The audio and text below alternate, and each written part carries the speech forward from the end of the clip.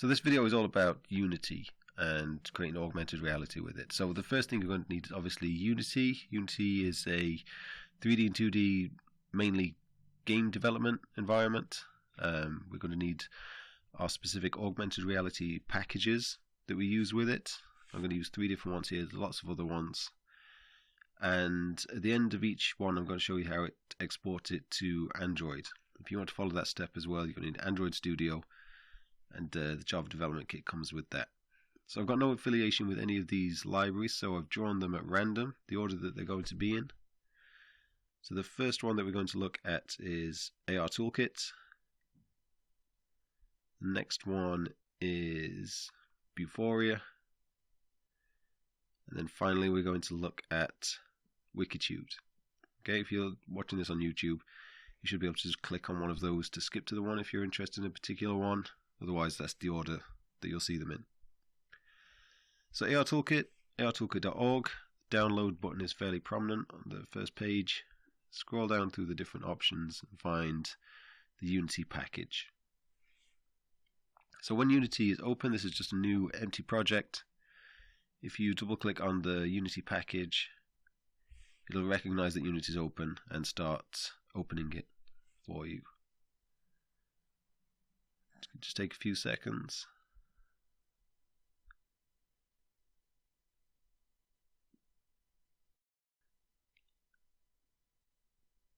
Okay, and while it's decompressing, then you get a big list. We'll just import everything to begin with, but a good 50% of that isn't needed. But once you've got it working first time, you can start trimming things out. So we don't need the light, we'll delete that. We'll create a new empty game object to store the core of the ARToolkit code.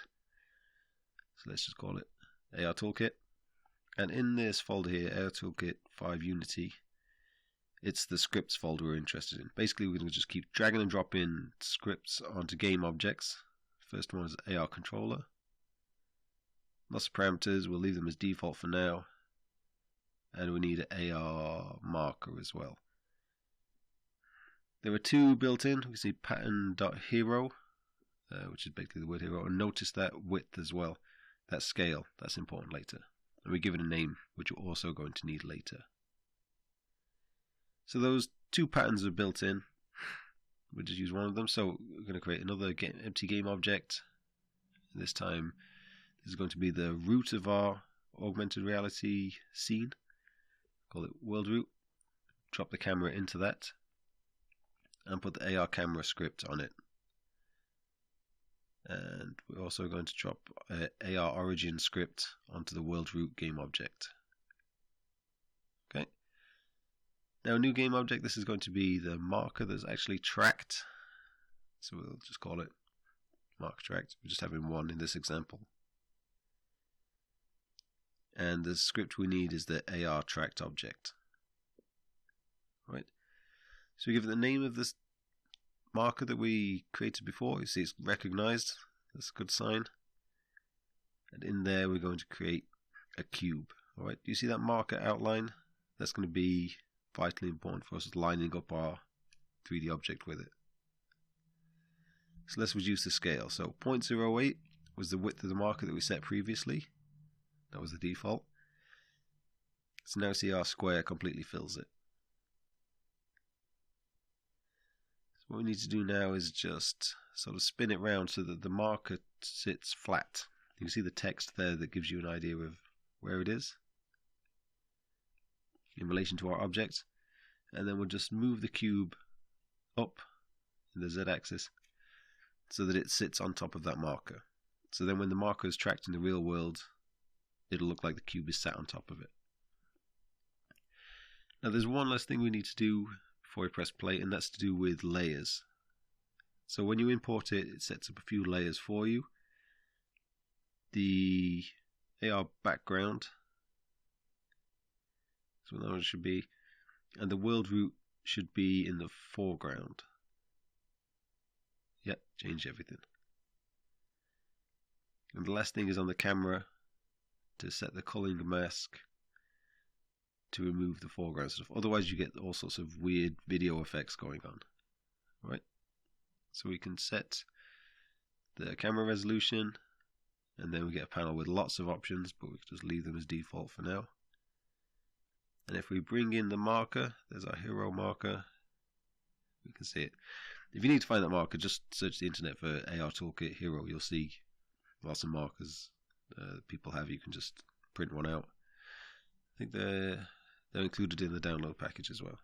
But that's it anyway. There it is, moving around, as you'd expect. So the cube on a marker is basically the Hello World application of augmented reality.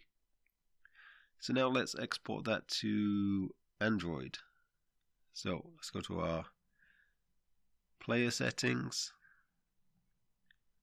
The only thing we don't even have to, but the one thing you should probably do is change the bundle identifier. So this is supposed to be the unique name of this application, which is your website in reverse, and then a name for the application.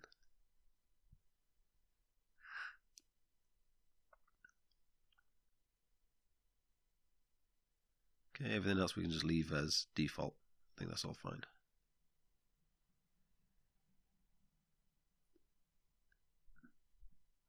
So now let's go to our build settings. Choose Android and try and build.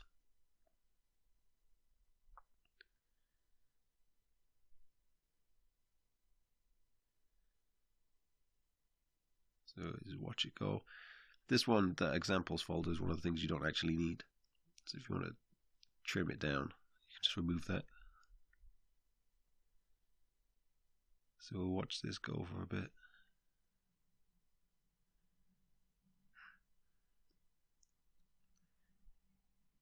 And what we're actually doing is waiting for an error. So the first time I ever ran this, I encountered an error and it took me a while to work it out. So we'll wait to show you the error that you get and then how to resolve it.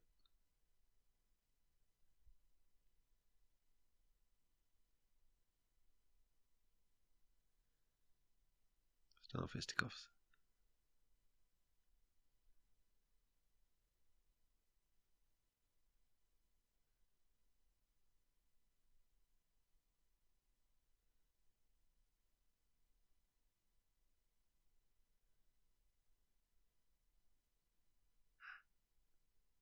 Should have definitely looked to trim this out. Okay, there's our error, so it failed. Let's go and look what it says. So if we move this out of the way, you see, I think I thought you could jump to them with that, but it just toggles them on and off. So they're off at the moment, back on. Right. So eventually we're here, and our error is the fact that it's got conflicting plugins. It doesn't know which one to use, so we have to go and tell it explicitly which one to use.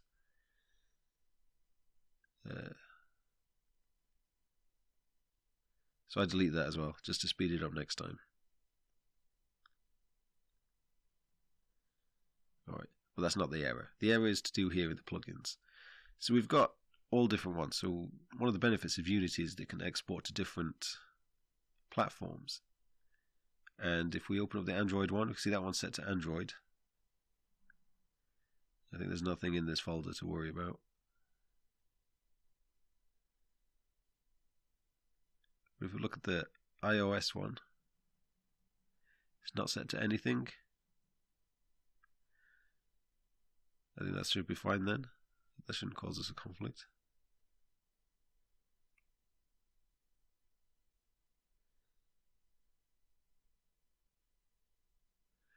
No, nothing in that one. There we go. Here's our other one. So you see this one says any platform. But we don't want it any platform. We just want to do the editor and standalone. Apply that. Again, that doesn't need to be any platform. It's editor and standalone. The x86 and the x86-64 are the main issues. At least they should be. Alright, let's try that again.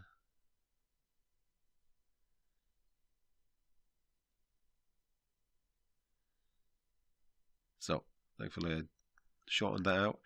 And eventually then it does export, and here we can see it is running on the Android phone. Pretty good frame rate. Not much noticeable difference between that and when it was running desktop. It is just a cube after all. So the next one is Vuforia. So if you just go to the Vuforia site, go to the development portal and the downloads section. And there we have again a download for Unity. And you'll have to register as well because we need a license key and things like that, which we'll cover as part of it. So you start a new Unity project, double click on the package, and it will start decompressing, and then you get a list. So we'll just import everything. Some of it probably isn't needed, probably a lot of it, but it's safest just import everything. Okay, and it just takes a little while to go through that process.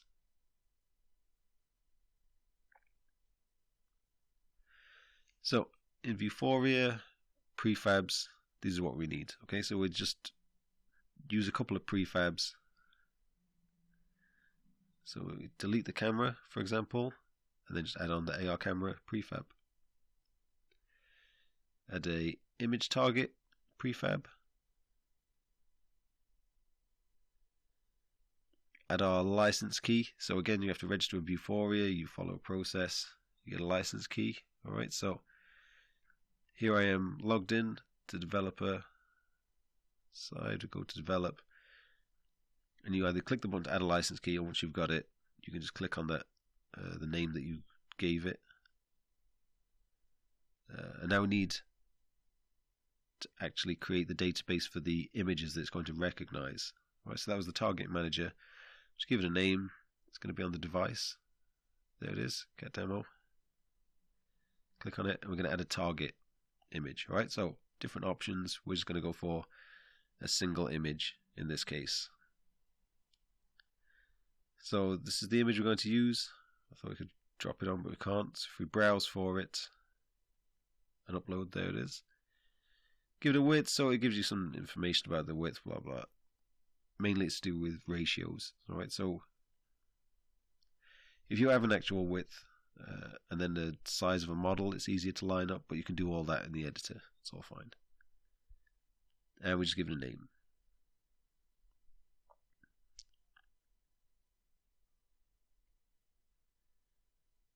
Alright, so it's going to take a while to process. I think I've skipped this bit. There we go. And when it comes back, it gives you a rating of how easy the library is going to find it to identify that image. Right, so the higher the better. So we're going to download it for Unity Editor. Alright, so Unity should be open. We can just click Open With, and it'll open in the one we've got open. Alright, and again, we'll just import everything. Okay, so license key, I've showed you where to get that. You need to paste that in. The image target. Now that we've imported our database, we can just select it in that drop down list there. Alright, if we zoom in, we can see the actual image target in the preview.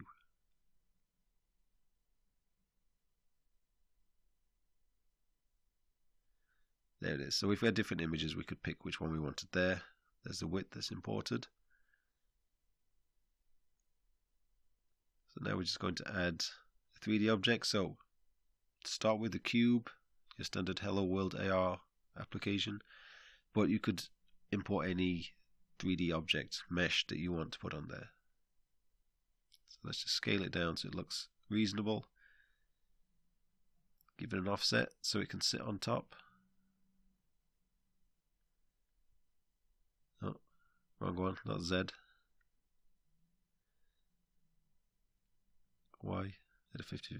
I should be able to tell from the colour of the axis, shouldn't I? Anyway, so we're in quite close. We can sort of see what it's going to look like. Let's test it.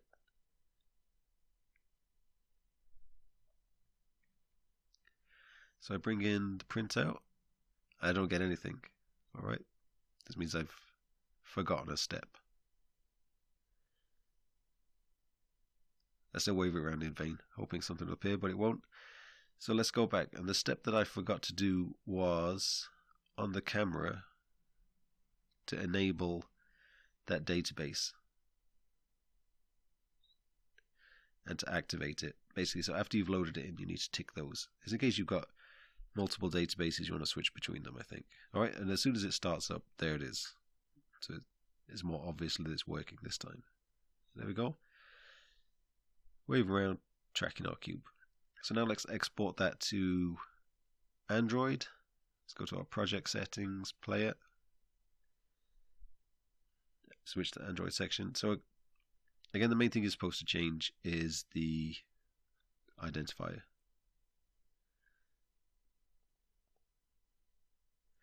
So you give it a unique name. You want a website in reverse and then a name for it. We'll leave all the other settings as default, because we don't really know what we're doing. So there's no point changing them. So now let's go to build settings, choose Android, and build it. There shouldn't be any false starts this time. Should got everything we need to do. And just watch it churn away. So here we are. Is on the phone. That is detected. So, reasonable frame rate, not too bad. As simple as that. So you just put the APK on the phone and just install it. I assume you know to change the settings. So here's Wikitude. Let's go to the Wikitude site, develop, download the Wikitude SDK. So all different platforms. The one that we want is Unity. I should say environments, not platforms. There's multi-platform, multi-environment. And this is the package that you get. So let's go in there again. A blank default Unity project.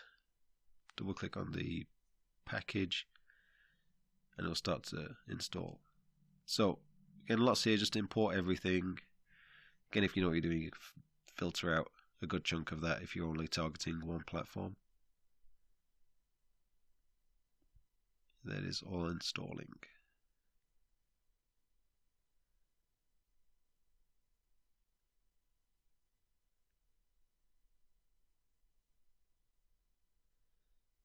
So in the Wikitude folder, prefabs, again we're just going to drop a couple of prefabs in there. We don't need the camera, we need our own Wikitude camera prefab. There's a license key, so it's come with one, but you're going to need to put in the license key from Wikitude that you have. So you create an account, you go to developer licenses. Either you've got an option there to create one or to download one. Alright, it's just a big long string, copy and paste it in. So the other thing we need is an image tracker. Put that in there. See, it's got a trackable sub-object. And we're going to use this default target collection. So the package, when it comes, it's got some existing target collections. We're just going to use one of those. I think I've shown in other videos how to set your own ones up, but this is just the quick way to get something working immediately. Just show you some events, right? So these are the images that it's going to look for. You can make active or inactive. And it took me a while to find the preview button. We'll come back to that. Create a 3D object, cube. Here's your standard cube. And if we click, there's the preview button. And then the image displays. And we can set appropriate scales and offsets to make it look like it's sitting on top of the image. Alright, so that should be y-axis, there we are, the green arrow. Alright, so our cube looks like it's sat on top of the image in here, so in the real world when we wave our photograph around, it should sit on top. Alright, but Wikitude doesn't support previewing on Windows, so we're just going to go straight to building it for Android. First thing we need to do, set our player settings to give it a name. So switch over to the Android. Give it a name, your website in reverse, and then a unique name for your app.